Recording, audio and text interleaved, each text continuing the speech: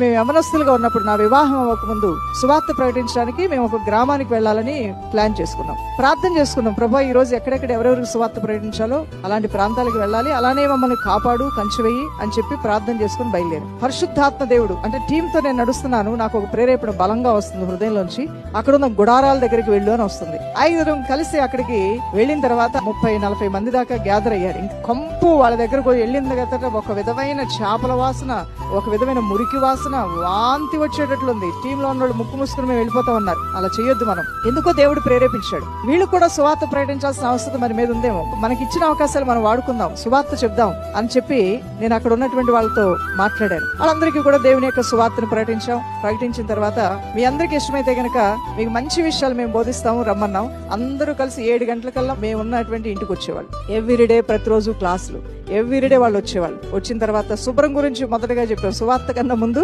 శుభ్రం గురించి చెప్పాం. ఒంటి స్నానం చేయటం, పళ్ళు తోముకోవడం ఎంత ముఖ్యం, తలదూకోవడం ఎంత ముఖ్యం, మంచిగా ఉన్న వాటిలోనే వస్త్రాలు ఏ విధంగా వేసుకోవాలి, వేసుకోకపోతే ఎంత నష్టం, ఇవన్నీ చెప్పిన తర్వాత ఒక 4 రోజులు విన్న తర్వాత మాట తీరు మారింది, చూపు మారింది, డ్రెస్సు మారింది, విధానం మారింది, అన్ని మారిపోయాయి.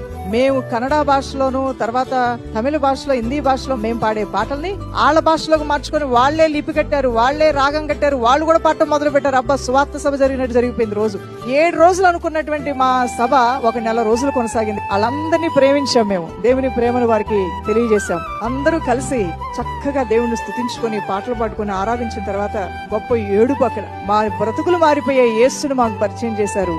యేసయ్యతోనే మేము ఉంటాం, ఎక్కడికి వెళ్ళినా మేము దేవునితో నడుస్తాం, ఎక్కడికి వెళ్ళినా చర్చిలు అన్నారు కదా అక్కడికి వెళ్ళిపోతాం అని చెప్పారు. అయితే అప్పుడు దాకా ఎందుకు, మీరు ఇప్పుడే చర్చికి వెళ్ళండి అని కొన్ని సంఘాలకు వాళ్ళకి పరిచయం చేసి పంపించడం ప్రారంభించాం. వారు కూడా విశ్వాసులుగా మారిపోయారు. హల్లెలూయా.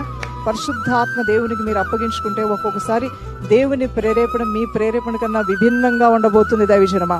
ఆ ప్రేరేపణకు మనం అప్పగించుకున్నప్పుడు కార్యాలు జరుగుతాయి. అలా అని చెప్పేసి ప్రమాదకరమైన స్థలాల్లోనికి వెళ్లి ఒంటరిగా సువార్త చెప్పడం అనేది లేదా మాట్లాడటం అనేది నేను ప్రోత్సహించట్లేదు ఏమాత్రం కూడా. ఆ సిచ్యువేషన్, ఆ సందర్భం అన్నింటినీ దేవుడు మాకు అనుకూలపరిచి, నేను ఒకదాని కదా, ఒక టీముగా మేము ఉన్నాం. సువార్త మీరు ప్రకటిస్తున్నప్పుడు పరిశుద్ధాత్మ దేవుడిని ఆశ్రయించండి. ఈ రోజు నేను ఎవరికి సువార్త ప్రకటించాలని నువ్వు ఆశపడుతున్నావు, వారి వద్దకు నన్ను నడిపించు ప్రభు అంటే అక్కడ ఒక అద్భుతమైన దేవుని రాజ్యకార్యం మీ ద్వారా జరగబోతుంది దేవుని బిడ్డ.